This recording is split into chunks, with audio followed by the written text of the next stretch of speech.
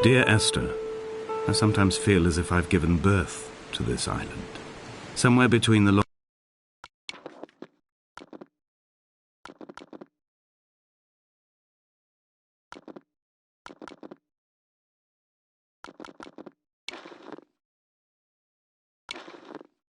longitude and latitude, a split opened up, and it beached remotely here. No matter how hard I correlate, it remains a singularity, an alpha point in my life that refuses all hypothesis. I return each time leaving fresh markers that I hope, in the full glare of my hopelessness, will have blossomed into fresh insight in the interim.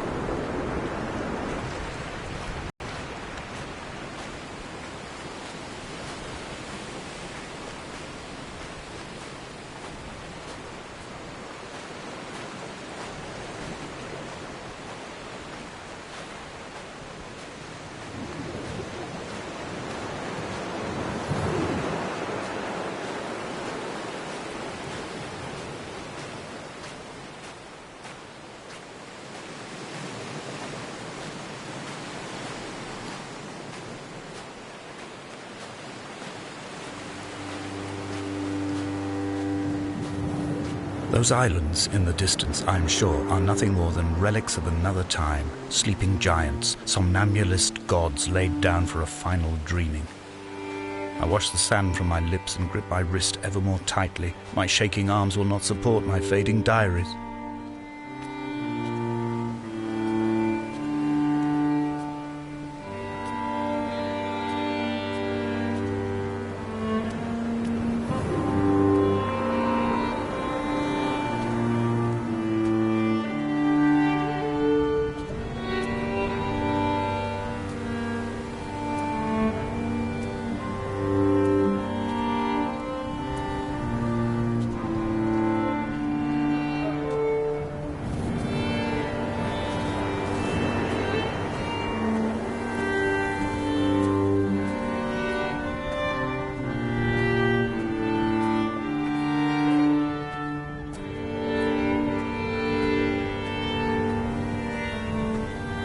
A wonderful sight. The moon cresting the junction between the cliff path and the stone circle. It cast a shadow of the ridge across the beach, all the world as if you had signed your name in untidy handwriting.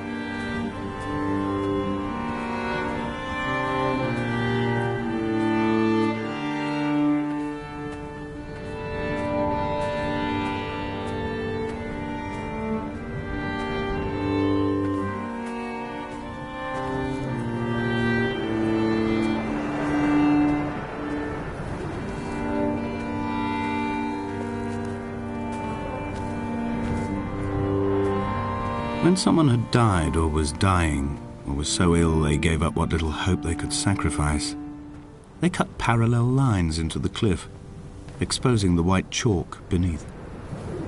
You could see them from the mainland or the fishing boats, and know to send aid or impose a cordon of protection. and wait a generation until whatever pestilence stalked the cliff paths died along with its hosts. My lines are just for this: to keep any would-be rescuers at bay. The infection is not simply of the flesh.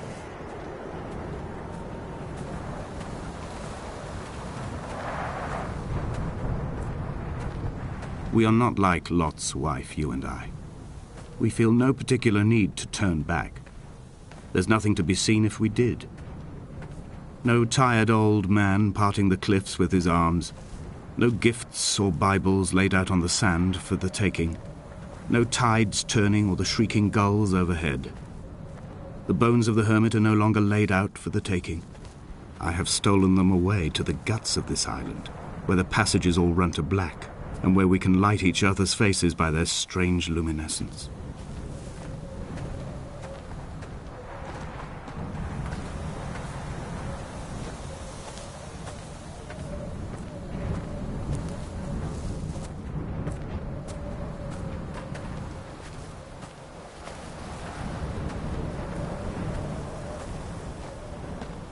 Dear Esther, I met Paul. I made my own little pilgrimage. At Damascus, a small semi-detached on the outskirts of Wolverhampton. We drank coffee in his kitchen and tried to connect to one another. Although he knew I hadn't come in search of an apology, reason or retribution, he still spiraled in panic, thrown high and lucid by his own dented bonnet. Responsibility had made him old. Like us, he'd already passed beyond any conceivable boundary of life. I would leave you presents outside your retreat in this interim space between cliff and beach. I would leave you loaves and fishes, but the fish stocks have been depleted and I've run out of bread. I would row you back to your homeland in a bottomless boat, but I fear we would both be driven mad by the chatter of the sea creatures.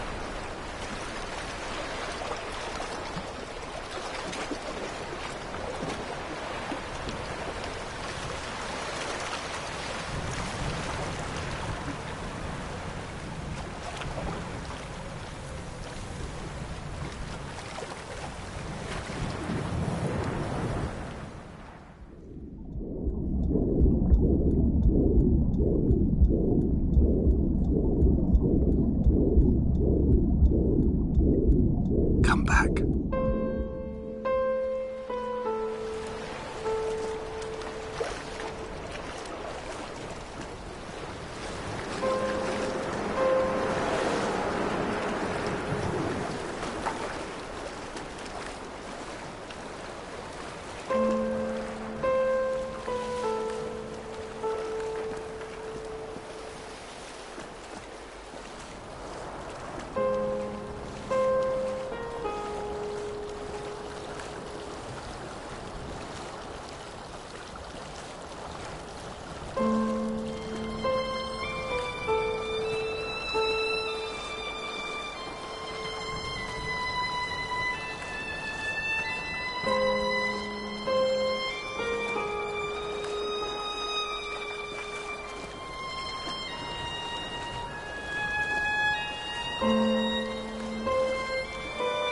I dreamt I stood in the center of the sun, and the solar radiation cooked my heart from the inside.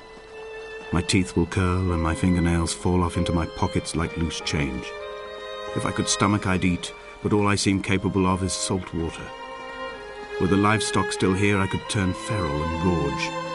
I'm as emaciated as a body on a slab, opened up for a premature source of death. I've rowed to this island in a heart without a bottom, all the bacteria of my gut rising up to sing to me.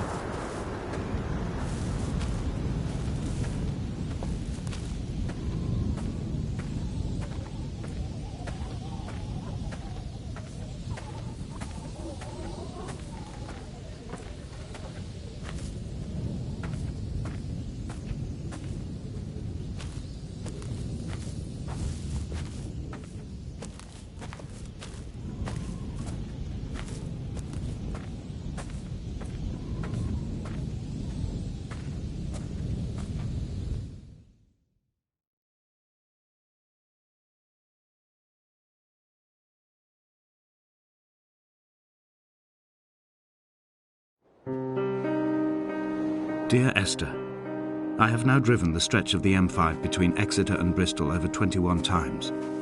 But although I have all the reports and all the witnesses and have cross-referenced them within a millimetre using my Ordnance Survey maps, I simply cannot find the location. You'd think there would be marks to serve as some evidence. It's somewhere between the turn-off for Sanford and the welcome brake services. But although I can always see it in my rear-view mirror, I have as yet been unable to pull ashore.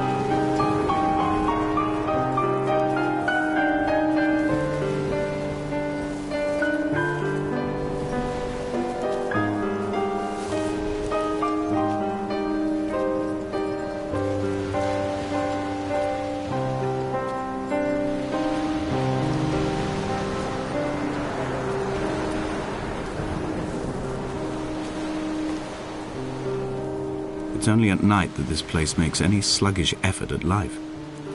You can see the buoy and the aerial. I've been taking to sleeping through the day in an attempt to resurrect myself. I can feel the last days drawing upon me. There's little point now in continuation. There must be something new to find here. Some nook or some cranny that offers a perspective worth clinging to. I've burnt my bridges. I've sunk my boats and watched them go to water.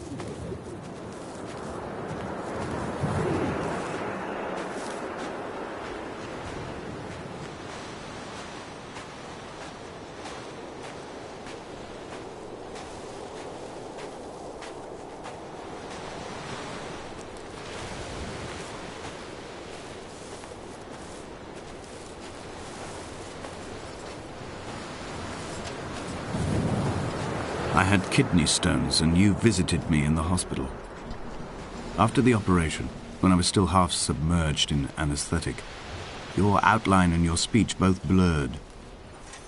Now my stones have grown into an island and made their escape, and you have been rendered opaque by the car of a drunk.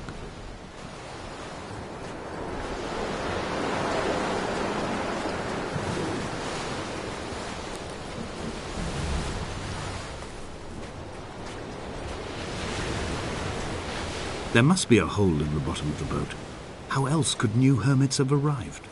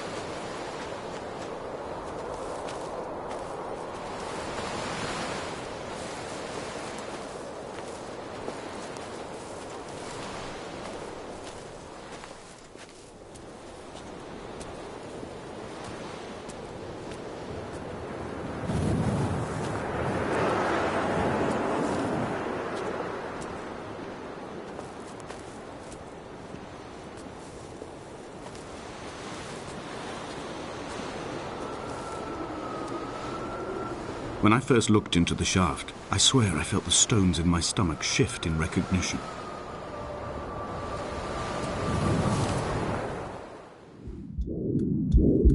Come back.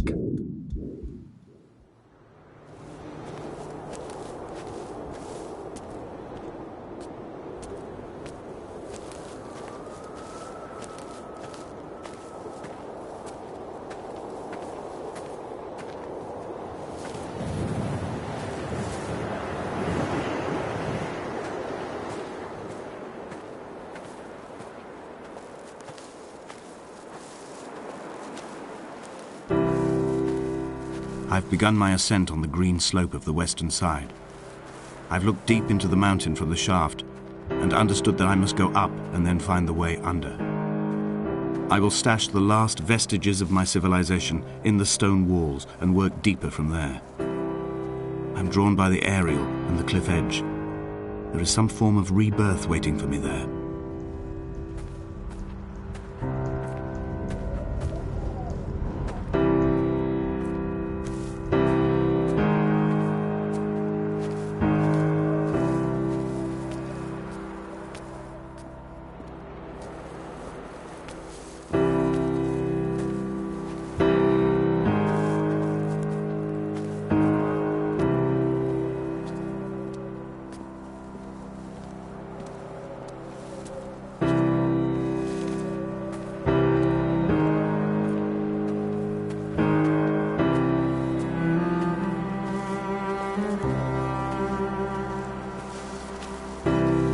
The bothy was constructed originally in the early 1700s. By then, shepherding had formalized into a career. The first habitual shepherd was a man called Jakobsen, from a lineage of migratory Scandinavians. He was not considered a man of breeding by the mainlanders. He came here every summer whilst building the bothy, hoping eventually that becoming a man of property would secure him a wife and a lineage. Donnelly records that it did not work. He caught some disease from his malcontented goats and died 2 years after completing it. There was no one to carve white lines into the cliff for him either.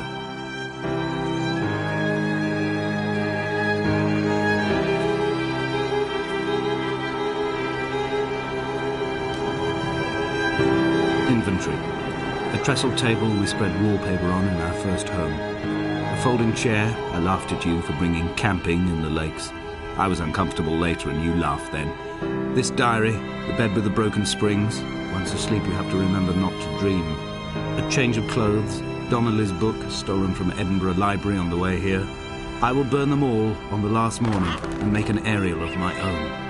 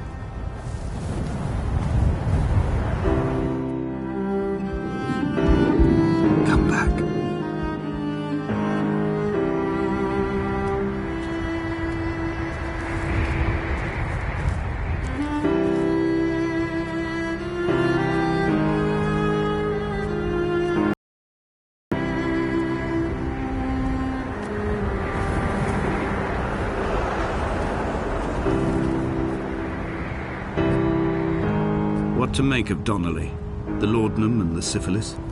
It is clearly not how he began, but I've been unable to discover if the former was a result of his visiting the island or the force that drove him here. For the syphilis, a drunk driver smashing his insides into a pulp as he stumbled these paths, I can only offer my empathy. We're all victims of our age. My disease is the internal combustion engine and the cheap fermentation of yeast.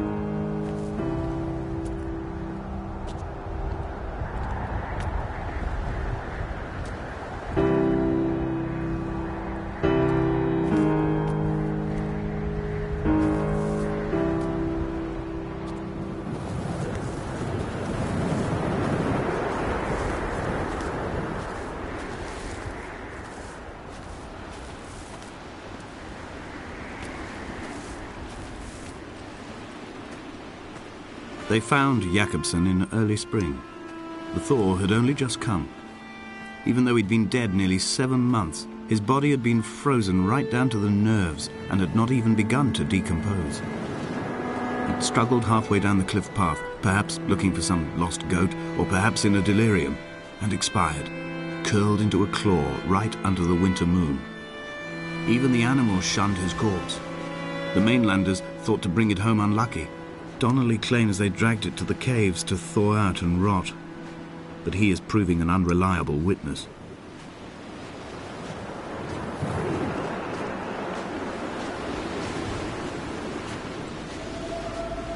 Climbing down to the caves, I slipped and fell and have injured my leg. I think the femur is broken. It is clearly infected. The skin has turned a bright, tight pink, and the pain is crashing in on waves, winter tides against my shoreline, drowning out the ache of my stones. I struggled back to the bothy to rest, but it has become clear that there is only one way this is likely to end. The medical supplies I looted from the trawler have suddenly found their purpose. They will keep me lucid for my final ascent.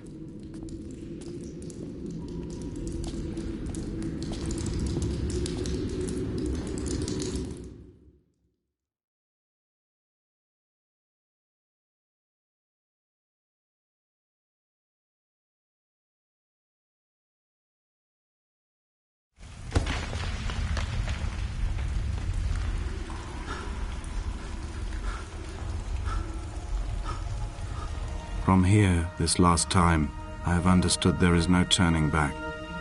The torch is failing along with my resolve. I can hear the singing of the sea creatures from the passages above me, and they are promising the return of the gulls.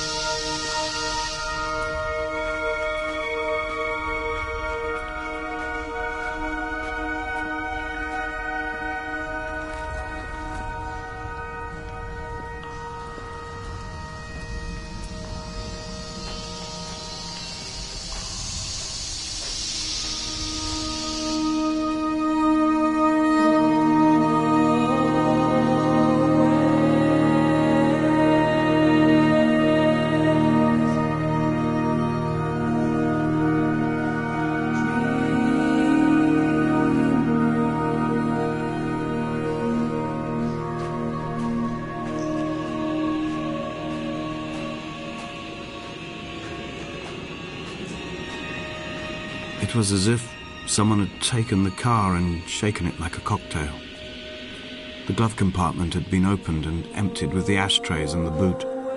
It made for a crumpled museum, a shattered exhibition.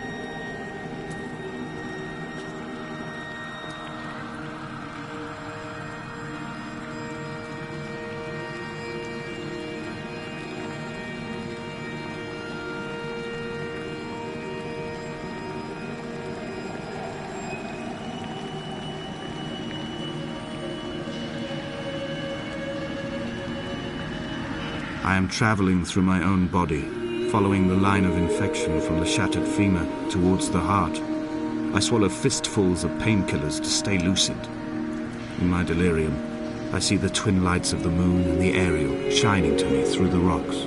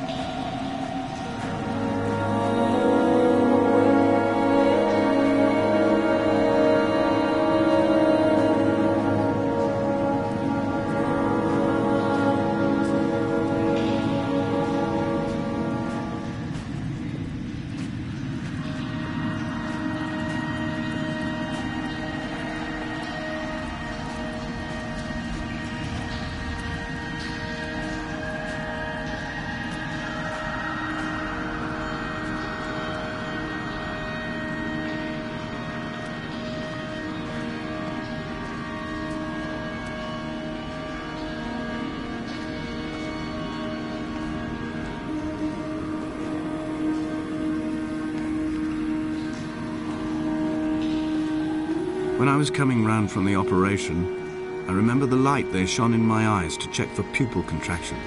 It was like staring up at a moonlit sky from the bottom of a well. People moved at the summit, but I could not tell if you were one of them.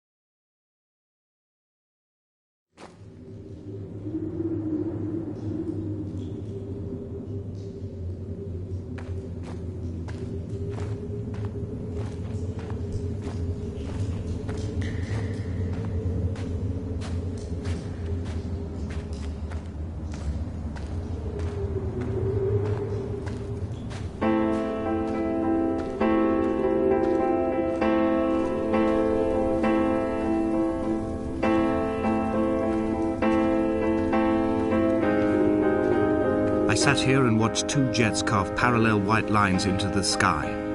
They charted their course, and I followed them for 21 minutes until they turned off near Sanford and were lost. If I were a gull, I would abandon my nest and join them. I would starve my brain of oxygen and suffer delusions of transcendence. I would tear the bottom from my boat and sail across the motorways until I reached this island once again.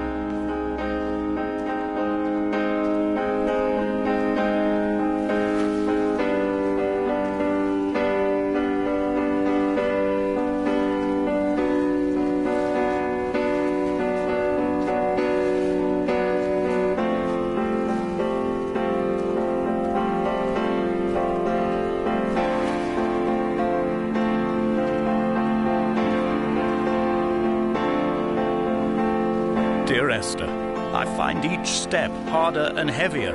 I drag Donnelly's corpse on my back across these rocks, and all I hear are his whispers of guilt, his reminders, his burnt letters, his neatly folded clothes. He tells me I was not drunk at all.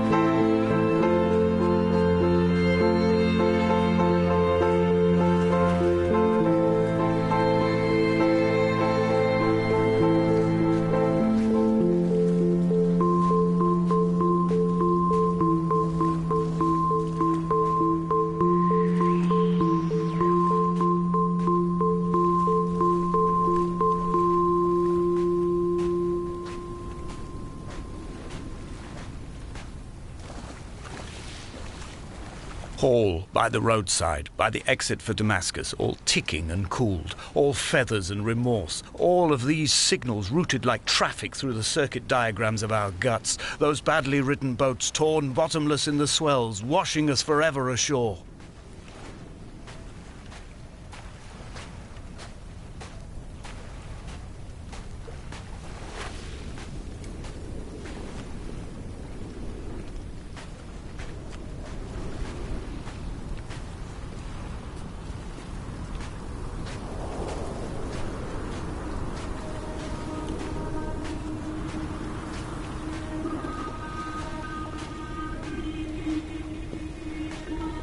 From here, I can see my armada. I collected all the letters I'd ever meant to send to you, if I'd have ever made it to the mainland, but had instead collected at the bottom of my rucksack, and I spread them out along the lost beach. Then I took each and every one, and I folded them into boats. I folded you into the creases, and then, as the sun was setting, I set the fleet to sail. Shattered into 21 pieces, I consigned you to the Atlantic, and I sat here until I'd watched all of you sink.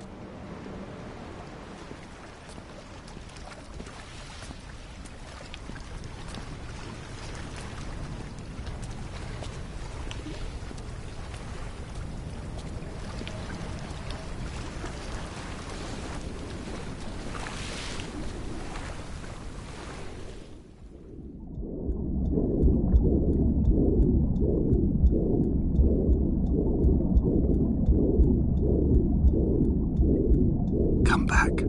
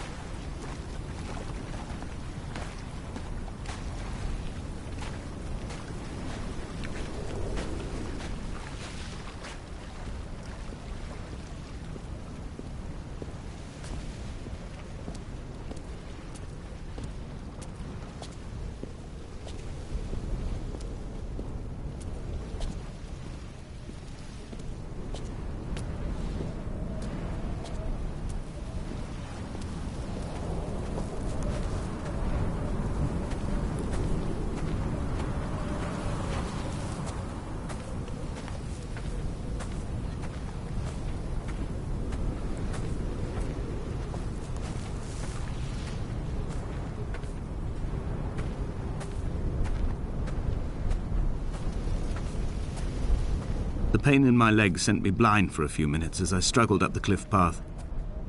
I swallowed another handful of painkillers, and now I feel almost lucid. The island around me has retreated to a hazed distance, whilst the moon appears to have descended into my palm to guide me. I can see a thick black line of infection reaching for my heart from the waistband of my trousers. Through the fugue, it's all the world like the path I have cut from the lowlands towards the aerial.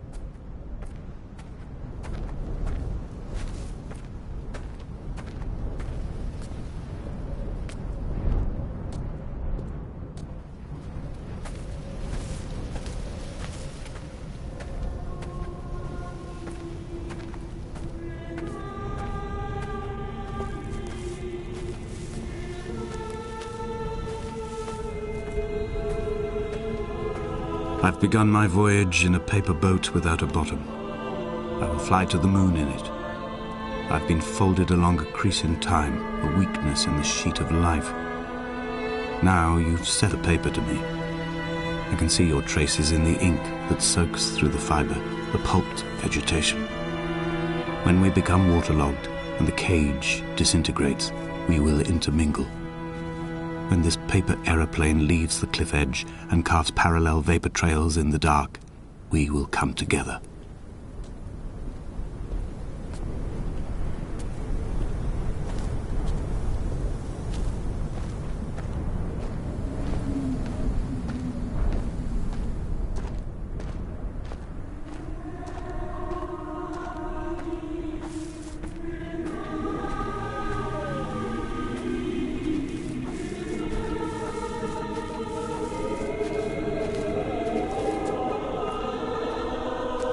If only Donnelly had experienced this, he would have realized he was his own shoreline, as am I.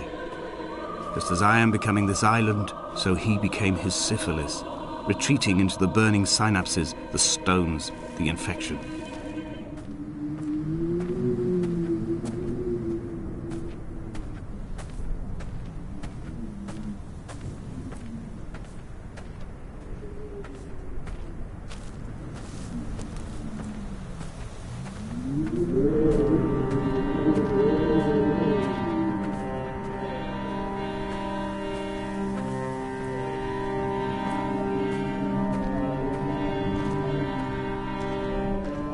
Bent back like a nail, like a hangnail, like a drowning man clung onto the wheel, drunk and spiraled, washed onto the lost shore under a moon as fractured as a shattered wing.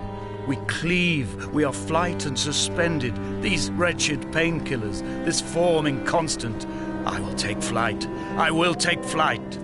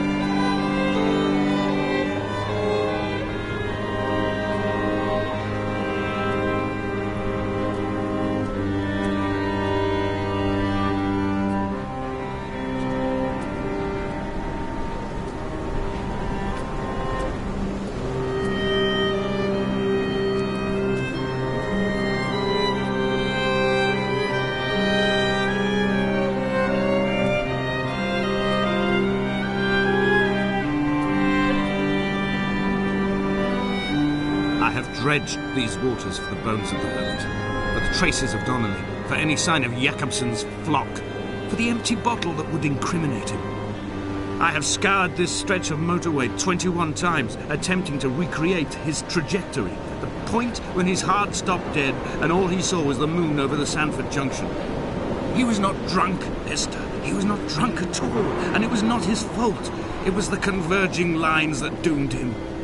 This is not a recorded natural condition. The gulls do not fly so low over the motorway and cause him to swerve. The paint scored away from his car in lines like an infection, making directly for the heart.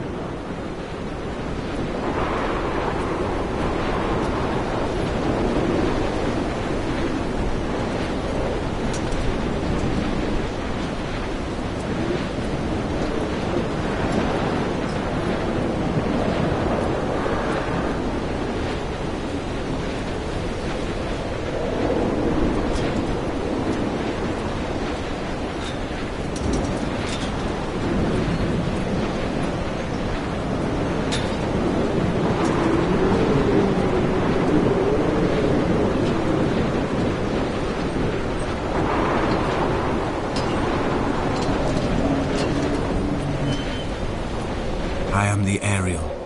In my passing, I will send news to each and every star.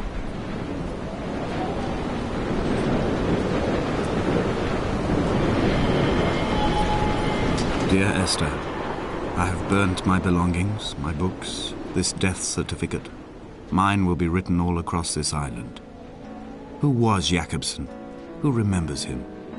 Donnelly has written of him, but who was Donnelly? Who remembers him? I have painted, carved, hewn, scored into this space all that I could draw from him. There will be another to these shores to remember me. I will rise from the ocean like an island without bottom, come together like a stone, become an Ariel, a beacon, that they will not forget you. We have always been drawn here. One day the gulls will return and nest in our bones and our history. I will look to my left and see Esther Donnelly flying beside me. I will look to my right and see Paul Jakobsen flying beside me. They will leave white lines carved into the air to reach the mainland, where help will be sent.